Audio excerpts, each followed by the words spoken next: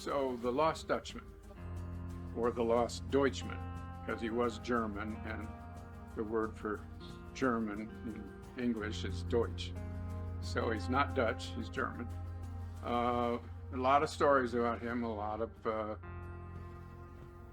things that have been added to his story over the years. The basic outline is he came to the United States to seek his fortune. He wound up in California. He came then to Arizona. Started out up in northwestern Arizona, and then found his way down here. And the rumors are that he would come into town and show a lot of gold. And when he ran out of gold, he would disappear, and he'd come back with more at a future time. And the real question in everybody's mind, the basic question is, did he have his own mind, or was this stuff that he had brought with him, or was he getting it from somebody when he was out of town? And no one knows the answer to that. Now, he always said he was mining it. This went on for quite a few years. He ultimately got sick and died. And the rumor was that he gave the information to the lady that was taking care of him. He also had gold under his bed that there is a documented, I should back up, a notarized statement that gold was used in one case to turn it into a matchbox, and there is a matchbox that exists here today. There's a copy of it here in the museum, but we're talking to the owner to get it here permanently. But it supposedly was made out of the Dutchman's gold. But I say supposedly, because nobody knows for sure. You know, there's lots of rumors. And then, of course, there's lots of folks that have been trying to find his gold, and not people that are well equipped to do so. So there has been literally hundreds of people perished seeking his gold, and lots of stories told by them and by others about how the gold got here, where it came from. Was it from Mexico? Was it brought up by the priests? Did it come from the Peralta maps, which are the stone maps? There's a copy of those here as well. And nobody knows the actual real reason. The Lost Dutchman arrived here in 1870. Some say he discovered the lost city of El Dorado, and that's where he obtained his riches. Others say that he murdered miners as they were coming into town to cash in their gold for cash. And still others say that he discovered the richest vein in the state of Arizona.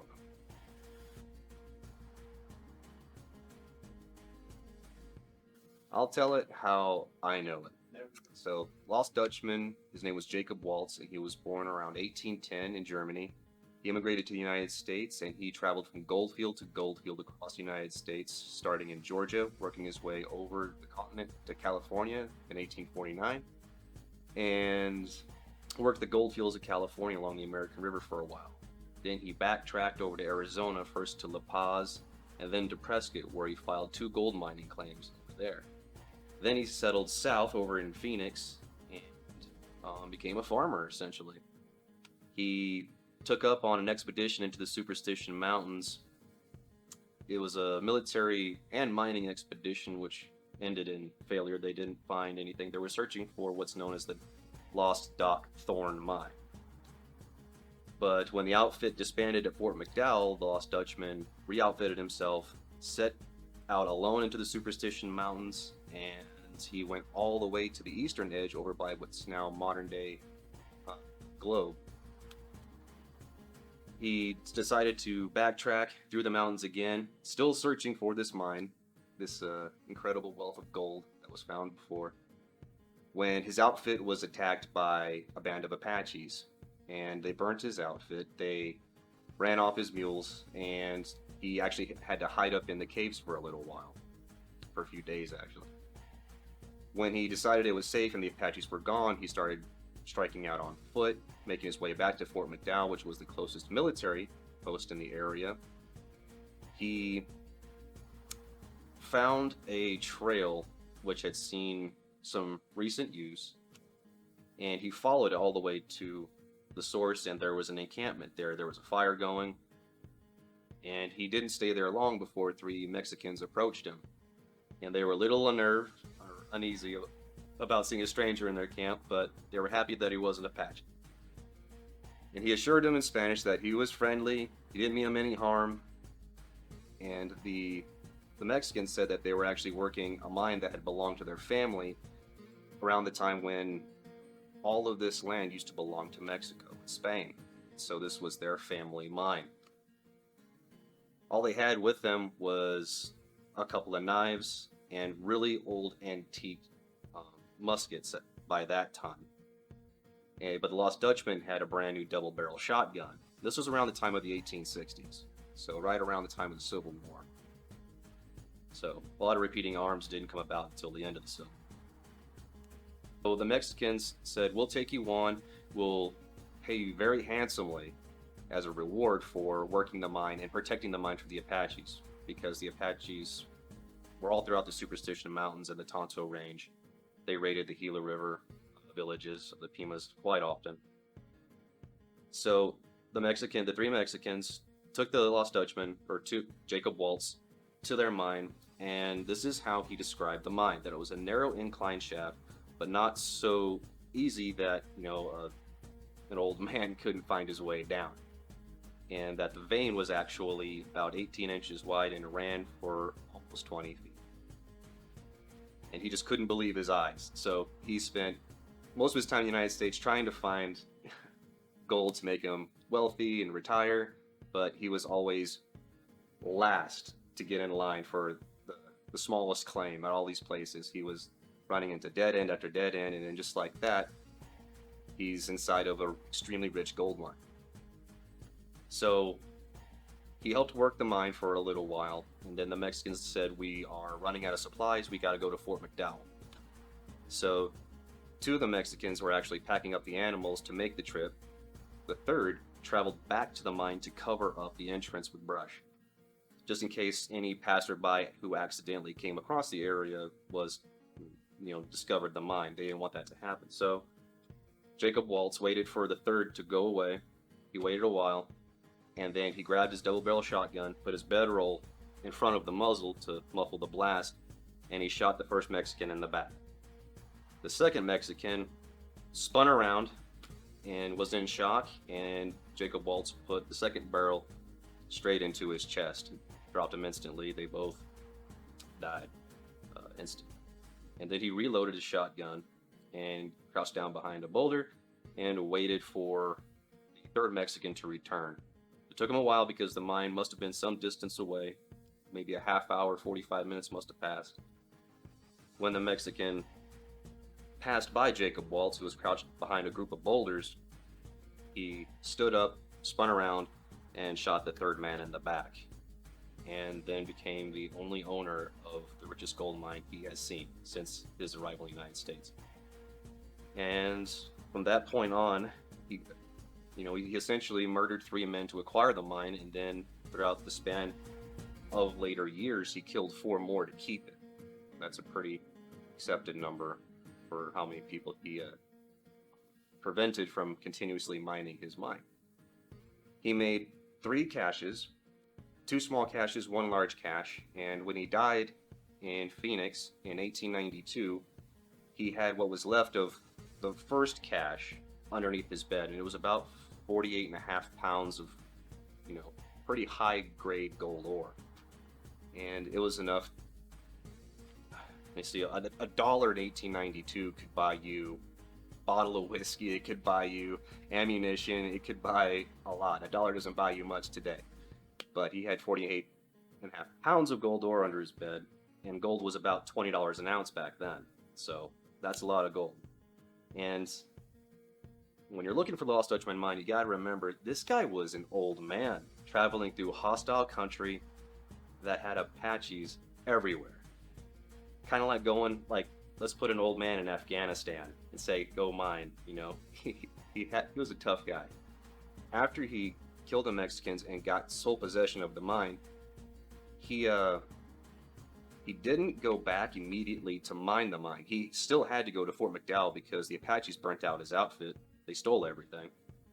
And the Mexicans ran out of supplies, so he had to go to Fort McDowell to re-equip himself.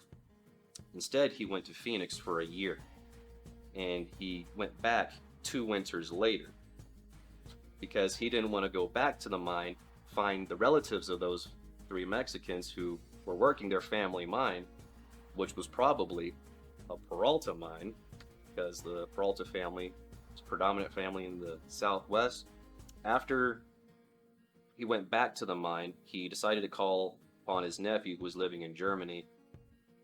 He called his sister, or wrote his sister, to have his nephew actually come out to help him mine the mine, to help him work the mine. And they didn't get along. They argued all the time. And he actually murdered his nephew because his nephew wanted to file a claim on it and just work the mine out in the open. No worries, no looking over your shoulders with a gun, trying to wake up at every sound in the middle of the night. Jacob Waltz was always worried about people finding out how he acquired the mine. So he told his nephew that he couldn't file a mine because he wasn't a citizen, but he was actually naturalized when he arrived in the United States. So he was a citizen almost instantly. So his nephew said, when I go back into town, I don't care what you say, I'm going to get some people, we're going to go back over there, and we're going to stake this out. We're going to file an actual mining claim. And so Jacob Waltz shot him between the eyes and then buried him in a shallow grave right near a spring. And so from that point on, he just got more introverted. And in his later years, he hardly ever talked about it until he was getting up there in age. He only had 2 friends at the end, a little boy named Reinhard Petrasch, everyone called him Riney, and we had Julia Thomas. Julia Thomas was a woman who worked in like a bakery in Phoenix at the time. And, you know, Jacob Waltz being a German, he essentially, well, you know, he spoke fluent German. Julia Thomas spoke fluent German, so did Riney Petrasch, and so every time Jacob Waltz, Reinhard Petrasch, and Julia Thomas got together, they all conversed in German. And so they developed a really strong bond with each other. And then one day, the Salt River flooded, and it actually washed away Jacob Waltz's cabin, which was along the Salt River in South Phoenix. And rumor has it that he was stuck up in a cottonwood tree for maybe a day or 2 before Reinhardt went to get the sheriff, and they paddled in a canoe or some kind of craft up to the cottonwood tree to rescue Jacob Waltz. And he ended up contracting pneumonia later, which is what he died of. Now he's buried in Pioneer Cemetery in Phoenix. And back then, you know, Phoenix was not the size it is today. So everybody knew everybody. And if anybody passed away for any reason, the entire community would come together and, you know, pay their respects to the family. But 1 million people said that they were involved or present when Jacob Waltz passed away. But in fact, there was only 2, Dick Holmes and Gideon Roberts. And both Dick Holmes and Gideon Roberts heard the Lost Dutchman's deathbed confessions about where the mine was located. And since then, people have squandered fortunes, their time, and their lives looking for the Lost Dutchman mine to this very day. I do believe the Lost Dutchman's gold mine is still out there somewhere. I don't believe that anyone could move that kind of ore without being noticed. So that part is very fascinating. It's not the sole reason for the museum. The museum is called the Superstition Mountain Museum. But it's a lot of people want to know more about the Dutchman.